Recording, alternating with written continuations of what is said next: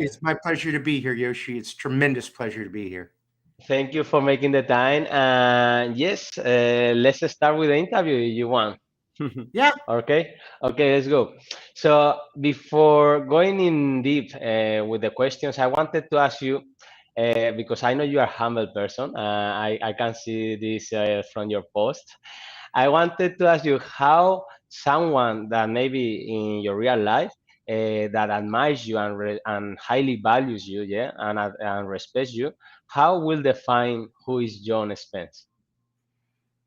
How would you define who is John Spence? Yes. I wrote a blog on this today, and I think one of the key words in life is love.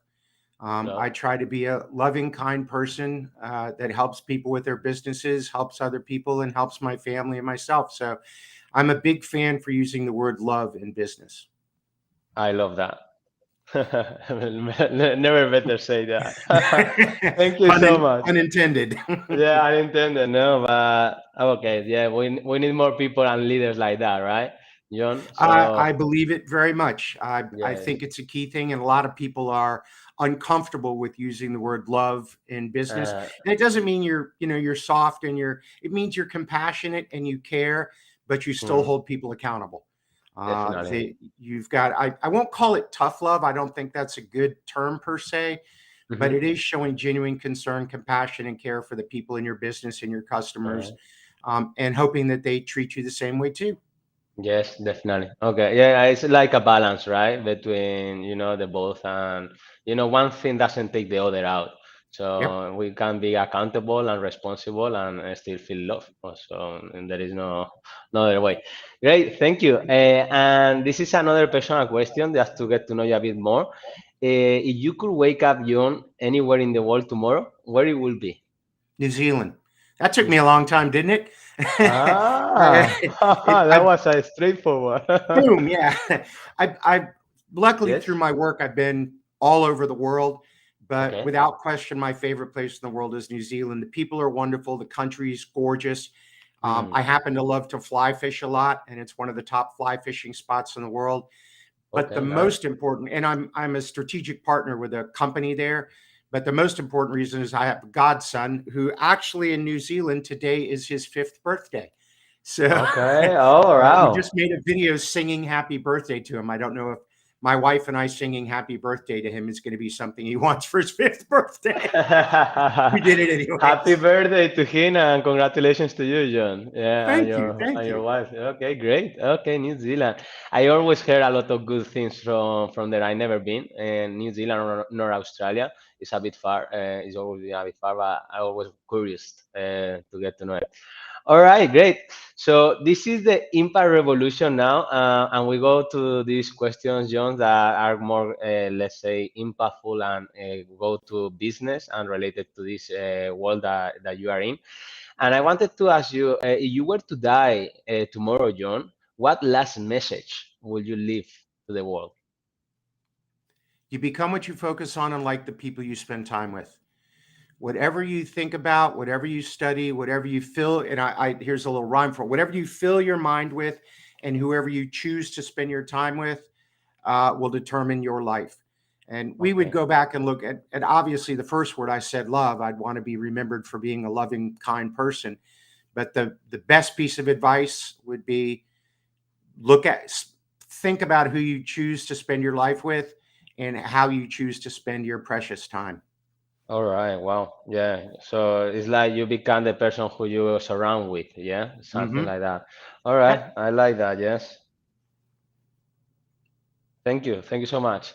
My pleasure. I wanted to ask you as well, what has been, John, your best investment, even time, energy, or whatever in your life so There's far? been many. I mean, my Yes. marriage and other things are obviously a very very important investment from sort of a business standpoint.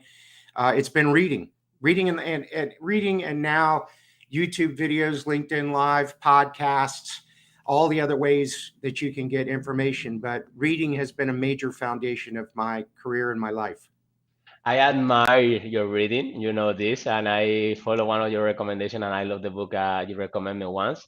And I want it now. Yeah, finally, already I can ask you, how do you manage, John, to read such a high count of books? You know, like it's 100 per year, you say, and it's like two per week, basically. Yeah, I've been reading about 100 business books a year since 1989. So part of it, I will admit, well, part of it you have to understand is my job. Is I Hmm. spend an hour to 2 hours a day reading business books, business magazines, listening to podcasts, all that sort of stuff, because I see it as part of my career. Hmm. Also, I don't watch TV or movies very much at all. Yes. Although I don't refuse, but I 90% of the time I will not read business books in my home. I read philosophy or poetry or a little bit of fiction. I'm reading some new books now by Tom Morris, who's an Hmm. amazing philosopher, and he's Okay. also written a series of fiction books that I'm loving. But and then there's a couple of other things, Yoshi. Is Yes. I read on the same topics a lot: leadership, strategy, high performance teams. And what I Okay. find out is I Yes. don't have to read an entire book. I'll run Hmm. across stories that I already know. Here's Steve Jobs when he started Apple. Well, uh, I Uh, I know the people there. I've met him. So and I've read the story 100 times, so I can skip past a little bit of it. I do read very fast, and I'm reading. I read with a very clear goal in mind, which is to learn something that I can teach and apply. And the other thing I'm looking for is a pattern.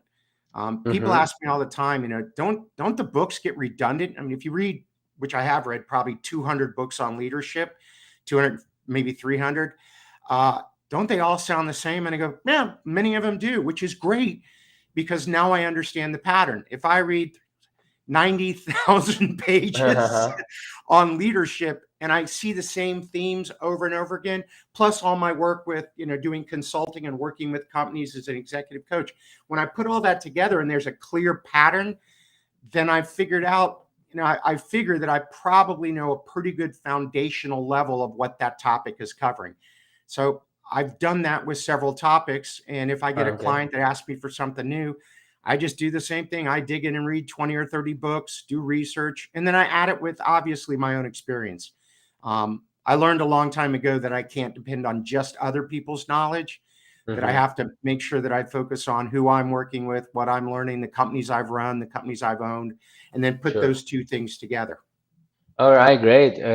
So you say very interesting things there. So identify the pattern. It's like Steve just says, connecting the dots of all the books that you read, and make it your own critical thinking and assumptions, and identify that pattern. And then with reading with a focus goal, and basically a practical or pragmatic approach that you can practice it and apply it for the benefit of your clients. Yeah, Great. go Yes. ahead. No, no, no. So yeah, I well was going done. to say there's two elements to that. Number one is one of the cores of expertise in any area or strategic thinking is pattern recognition. When Hmm. you look at the top 1% of people in any endeavor in the world, sports, art, music, business, the reason that they're exceptional at what they do is they've spent. There's 4 P's to expert performance: passion. You got to love what you do. Hmm. Patience. It takes a long time to be among the best in the world, top 1% in the world. A lot of the research shows 10 years or 10,000 hours. That Malcolm Gladwell put that out. The next thing is practice. And Hmm. it's a special kind of practice called deliberate practice. You've got a coach, you've got a mentor, you've got a trainer, you've got a colleague pushing you to get better and better. And then when you do those 3 things, it leads to pattern recognition. Hmm. And if you study really, really accomplished people, they usually have found a way to understand the pattern better than other people. And then on the books, I'll tell you a very quick story about that.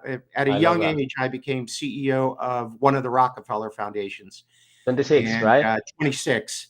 And Mr. Rockefeller was kind enough to assign a mentor to me, a gentleman named Charlie Owen. And this is one of the ways I learned to read a lot. Is every Monday, Charlie would walk in my office and put a business book on my desk and say, "You will make a book report on this on Friday." So I had 1 week to read it. And then on Friday, I would make the book report, but he would say, okay, great, you learned this. He'd ask me about your questions. So then he asked me a really unique question. All right, Hmm. John, what are the 3 things you're going to do differently? Or what are the 3 action steps you're going to take as a result of reading that book? And he changed the way and then he would write it down and say, you will now be held accountable for this in your job. And Hmm. I learned not just to read a book to understand the information, but to take it out and apply it, which was a great learning from Charlie. Definitely, definitely. I'll take that. Definitely, I love what you just shared, and the route or the pathway to excellence as well. This is about patience, and deliver practice, and identify the patterns. So great. Thank you for sharing that. I also was curious always. You are a great mentor. I read the article about mentorship, and about the agreement between mentors and mentees, and you just described one of your big mentors. I wanted to know who has been, or if there is various people that has got more impact or more influence in your life, John, and how they did it. There's been a couple of people, and I think the most important one is one of my college professors named Roger Strickland. And Okay, I failed out of college on the first try, okay. and I had to go to community college, lower level college here in the United States in order to get into the University of Florida, where I eventually graduated in the top 3 or 4 of the United States in my major. And my college professor, Roger, heard me saying one day in class that I had to get straight A's to get into the university. He said, it's very simple. There's only 3 things it takes to do well in college. And I think these work in life as well. Okay. Number 1 is read the books. He said, Hmm. at least in college, 99% of the answers are in the books. So if you just read and study, at least in college, you'll probably do well. I know that now all of the answers aren't in the books or the YouTube videos or podcasts, but the information you need to find the answers or develop the answers are there someplace. So number Yes. 1 was read the books. Number 2 was ask for help. He said, ask the professors, ask the teaching assistants, ask the other students, ask everybody inside for help. A lot of people think it's weak or vulnerable when you go, I don't know how to do this, I need help. The smartest, most successful people I've ever met in my life are superb at asking for help, advice, input, suggestions, and then taking all that information and making a great decision. So ask for help. Then the third one is start study groups. And as I did, and my study group did really well. And then when I graduated, I started what's called a mastermind group, which many of the listeners probably know, Hmm. for young CEOs. Then I Okay. started another one after that when I moved of another group, and I still have a group, a mastermind group I belong to, a study group at 58 years old of CEOs that we get together and we do book reports and we have guest speakers and we talk about our businesses and help each other. So that's part of that idea. You become what you focus on and like the people you spend time with. That I believe that lasts for your entire life. That's great. That's great. I'm very curious now. Thank you for sharing this. It's really powerful, John. About the mastermind groups, the ones that you are currently on, how does it work exactly? Well, there's 2 levels. I mean, a lot of professionals have mastermind groups. So there's organizations that are large mastermind groups that you join. But for Sure. me, I've always done this is I find 1 or 2 people or 3 people that I really respect and admire and I want to learn from. Yes. And I say, let's start a mastermind group. And basically what we do is it's changed since COVID a little bit, but about every 45 days, we would get together at somebody's house 45 days. and we would have an agenda.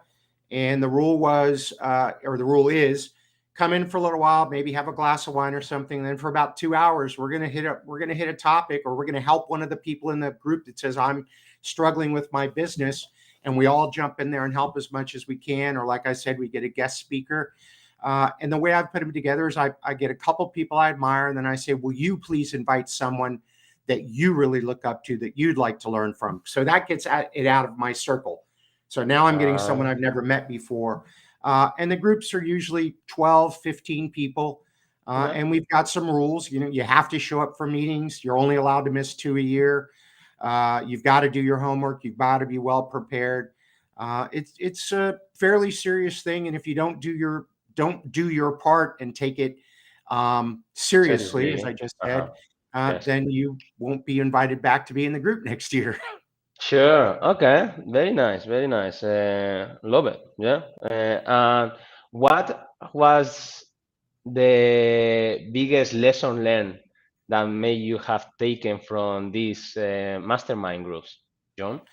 Well, the mastermind groups would be the power of vulnerability, Okay. of being in front of that group who are all very, very accomplished people, CEOs of companies, incredibly intelligent people, and just saying, I have no idea. I don't understand this. I need someone to explain it to me. I need help here. I'm in over my head. And to be able to, Uh-huh. in front of a group of people you respect, admire, to admit, I'm completely lost and I don't understand what's going on here. Could someone please help me? It took a while for me to learn that. When I was very, very Okay. young, I was super confident that I really knew what I was doing. As I've gotten older, I've learned that I need a lot of help. And for every book I read, there's 3 more that it recommends that I need to read. So I realize Yes. how little I know every year. It's always like a change that is exponential change that it never stops growing. Love it. I will have never imagined about this power of vulnerability from this mastermind group, but that's amazing. That's amazing. You mentioned something about in the college, yes? So it was two mentors, you say. One was the professor, and the other one, did you mention it or I? Would be Charlie Owen, the gentleman that made me read the book Ah, every week. okay, the same guy. Charlie Okay. also did something that was really interesting is he would call me and say, we're going to go negotiate a $300 million deal. You're going to come along with us, sit in the back of the room. You can't say anything. Just take notes. And I would take notes for hours while he and very, very, very accomplished billionaires did deals and things. And then afterwards, he would say, all right, what did you learn? What did we do wrong? What did they do wrong? What did we do right? What have you said? What questions would you have asked? So not only did he make me read and learn and stuff, but he put me in situations and said, sit here and watch and learn. And then we're going to do a debrief, and together we'll figure out what you learned and how we might be able to have. And he did one other thing too, is he allowed me to make some really big mistakes when I Mhm. was running that Rockefeller Foundation. I ran with him. Some mistakes that were costly, and he knew they were going to be, but they taught me really big lessons about what not to do in the future. Great. Okay, this Charlie Owen sounds like a really good mentor, eh? Since a young age, he got you the best experience he could provide to you, basically. Yep. And thank you for sharing about these failures or mistakes that you have done, and the biggest lessons learned. And someone that has experience like you, it has to have done so many things, all right? And I wanted to ask you about this particular topic of failures or mistakes. What will be the biggest failures or your favorite failure that in your life that has made you learn the most? Probably the biggest one was failing out of college on the first try. Hmm. I grew up in Okay. Miami, Florida, and my Yes. father was a very famous lawyer, extremely famous. I went to Okay. one of the top prep schools in the country, and then I went to the University of Miami there, and failed out of my third semester. Problem: um, the university there has a thing called the Order of the Iron Arrow, which is the highest award they can give to an alumni. My father won that. My father was also on the board of directors of the entire university the year I got kicked out. And there was also a building in the law school named after my father. So you've got to Wow. really, yeah, you have to really Wow. mess up to get kicked out The of the pressure university that or you had building. there, I cannot imagine it. John is like, oh my God.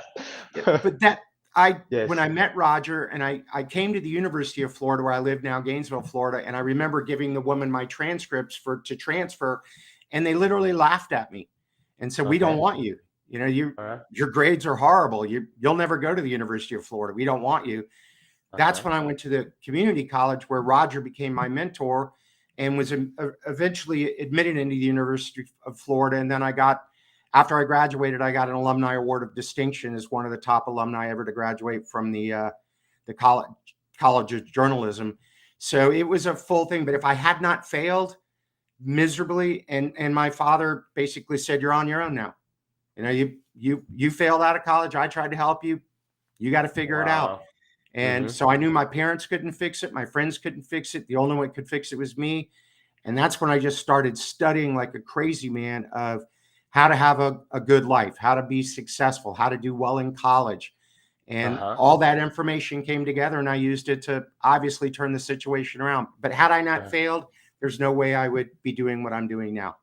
Congratulations, John. Thank you so much for sharing that. That's beautiful, very inspirational, seriously, and it takes guts, and it takes courage, as you say in one of your, well, in many posts of yours articles, yeah.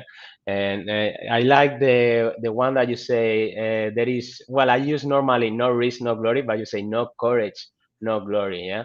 Yep. So having the courage to take this risk and try again, and you saw yourself. So beautiful, beautiful. Thank you.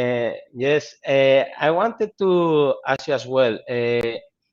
This impact revolution that what we're trying to do is to change the business mindset. Yes, and I Mhm. was wondering, in your experience, with all the startups that you had advised, the companies you have advised, what do you see is one of the biggest issues with the business mindsets right now?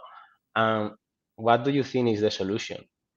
So there's two things I'm seeing right now. I did a TED talk on the future of leadership, and Okay. what I talked about is three quotients you need to be successful as a leader in the future. The first is Yes. IQ, but it's not the number, it's competence. Are you reading, studying, learning, experience? Are you good at what you do? Competence. Then the Yes. EQ, which you're very familiar with, your emotional quotient, self awareness, self regulation, Mm-hmm. is critical. And actually, we figured out that it's 5 to 9 times more important than competence. If you've got a good level of competence, but you don't have high EQ, it is impossible to be successful as a leader. Then the Mm-hmm. third one is your AQ, which is your adaptability quotient. And with the speed of everything changing and all the turmoil around the world, people need to be really, really fast at learning new things, being agile, adaptable, nimble. And also, here's a great one, Yoshi, is unlearning things. Is this doesn't It's work the most anymore? difficult. Technology has changed. Yeah. You know, uh, all these things are happening. I mean, 3 years ago, we never would have believed that you and I would be doing this sort of stuff all the time. I Mm-hmm. live on Zoom, and 4 years ago, I did maybe one Zoom or two Zoom calls a year. Now it's Okay. 4 a day, 5 a day. And then the Sure. other thing that I learned is I'm writing a book on mindset right now Okay, with great. my good friend, Dr. Oleg Konovalov, one of the top executive coaches and thought leaders in the world. And it's all about leadership mindset. And we did a Mm-hmm. bunch of interviews, and I've studied this quite a bit. But I've noticed in the best CEOs I work with, whether it's small companies or Fortune 10, uh, the mindset is to hire amazing people, take incredibly good care of them. They will in turn take good care of your customers. As long as you have Definitely. the right processes and systems in place, you will be highly profitable. That's Yes. a mindset that goes from employee is my top customer. My employees take care of my customers. My process is in place. I'll make money versus where a lot of the old mindset used to be. I want to make a lot of money. So I'm going to figure out the processes to extract as much money from our customers and as much work as I can for my employees with paying them as little as I can. So I see Yes. that it's basically servant leadership. I Uh-huh. see that as a major mindset that I believe, along with the EQ and the AQ, are going to be really important going forward. Love it. All right. Thank you so much, John, for sharing that. And I'm looking forward for this book about the mindset as well. Me I will too. love it because when do you expect that it's going to be released, John? We're in June. It'll probably be later this year or early next year. We're Okay, great. just finishing up the edits right now. It's called Mind Crafting, Mind and it's about the crafting. intersection of visionary leadership, strategy, and people. So three major areas that Dr. Konovalov and I believe that very, very successful leaders need to focus on. Can you repeat, please? Visionary leadership, strategy, and Visionary leadership, strategy, and then people. You might call it people. Yes. culture, but we use Yeah, the for word a lot sure. in our book. You got to love your people. Take good care of them. Think about how can I Yeah. make them successful. It, It's one of the things I learned young when I was a leader. I used to lay in bed at night and wonder how I was going to put 100 kids through college. Mm-hmm. I don't have any kids, but I thought about all the people that work for me or with me. Okay. And I Okay. thought about the fact that I have to run the company well so that they can pay their mortgage and pay their car bills and save money to put their kids through college. So I felt like I had a big responsibility to make sure that my employees were taken care of well enough that Uh-huh. they could take care of their families. Yes, yes, I love that. Finally, I think the people, in the company are the most important asset, let's say, yes. And I remember the last interview I had last week with a CTO from a startup, and he was mentioning that you grow according to the growth of your team, yes, and the growth of your people. And, there is nothing else that you can do without the growth of them. So, Right. yeah, Yeah. love it, love it. Single Thank you. biggest factor in the success of a company is the people you can get on your team, grow, and keep, which means that Yes. talent acquisition, talent development, and talent retention should be a major strategy in every business, no matter what the size is. Hmm. Great. Thank you for that. And in that last point, I finding out after doing a, master degree in HR management and leadership as well. It's about this war of talent. Yeah, I Mhm. think we are coming to a place that is going to be hard and hard to get the talent that we want, and companies will struggle a lot with this. So wanted to know what is your view about this and how do you think is the most effective strategy, yes, to keep the I, talent and to look for attract the talent as well, yeah, retain and so attract. I did a bunch of research on this and did surveys Okay. of several thousand high performance employees at top companies around the world. Mm-hmm. And they told me there's 6 key factors they look for in the company they want to work at. The 60 first factors. one is fair pay, not the highest pay, just fair pay, getting parity. As long as I make it about the same as everybody else, I'm fine. Number 2 is meaningful, challenging work. They want to work with a purpose. Yes. Number 3 is cool colleagues. They want to work with really smart, talented people. Number Yes. 4 is a winning culture. They want to be in a place that's fun to work, where they're proud of where they work, that they're treated fairly, all those sort of things. Next one, which we just touched on, Yoshi, is both personal and professional development. Mm. Personal development is my company investing in my growth? Are Mm. they sending me to training? Do I have a coach, a mentor, a sponsor? Are they giving me, sending me to conferences? And then professional growth says, can I see a place for myself in this company 5 years down the road? Do I have a career path here? If Mm-hmm. you hire talented people and you aren't constantly investing in their growth and they don't feel like they can see a place for themselves, they will quit and go someplace else right away, Uh-huh. because it's a war for talent and they have options. Then the last one, and by far the most important, was I work for a leader I trust, respect, and admire. Most people that Mm. leave a company do not leave their work, their pay, or anything. They work there. They leave the immediate supervisor, manager, or leader. Wow, that make me, vibrate. Yeah, seriously, because it's true, because it reminds me when I was working also for a company, how much I was admiring my mentor or my boss, and that's why it took me so long to quit and to leave my job because it was such a good relationship, but the culture and everything else was not for me, it was something that it took me time to really see, but.